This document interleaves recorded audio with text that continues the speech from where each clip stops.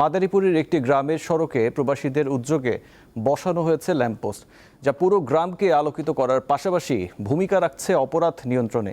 এতে কমে এসেছে চুরি, ডাকাতি, ছিনতাই ও মাদকসহ বিভিন্ন অপরাধ কর্মকাণ্ড। গ্রামের নাম দক্ষিণ বাঁশকান্দি। গ্রামটিতে রয়েছে বাঁশঝাড় বাগান ও জঙ্গল। এটি মাদারীপুরের শিবচর উপজেলার প্রত্যন্ত একটি গ্রাম।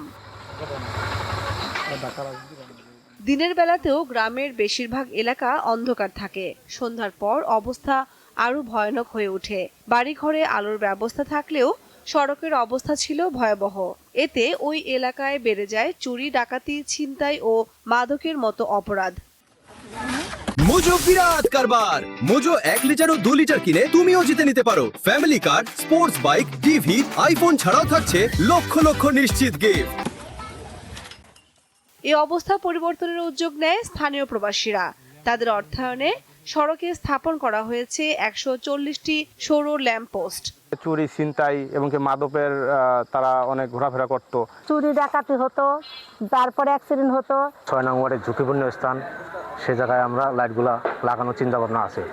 যুব সমাজের পক্ষ থেকে এই ল্যাম্প পোস্টগুলি আনা হয়েছে। আমরা বিভিন্ন স্থানে এগুলি আমরা দিব। মোড়ে মোড়ে এই ল্যাম্প পোস্ট স্থাপন করে আমাদের ওয়ার্ডের অনেক উন্নতি হবে, উপকার হবে। এমন উদ্যোগকে স্বাগত জানিয়ে সহযোগিতার আশ্বাস দিয়েছেন উপজেলার নির্বাহী কর্মকর্তা। প্রত্যেক গ্রামের যারা আছে সবাই মিলে যদি এভাবে এগিয়ে আসে, তাহলে আমরা শিবচরকে মাদক মুক্ত করতে পারবো এবং একটি শিবচরকে সুন্দর একটি উপজেলা হিসেবে গড়ে তুলতে পারবো। অপরাধ নিয়ন্ত্রণে ভবিষ্যতে পুরো ইউনিয়নে সিসিটিভি ক্যামেরা স্থাপন ও পাহারাদার নিয়োগের পরিকল্পনার কথা জানান এলাকার প্রবাসীরা। কামরুন নাহার, দীপ্ত, বার্তা কক্ষ।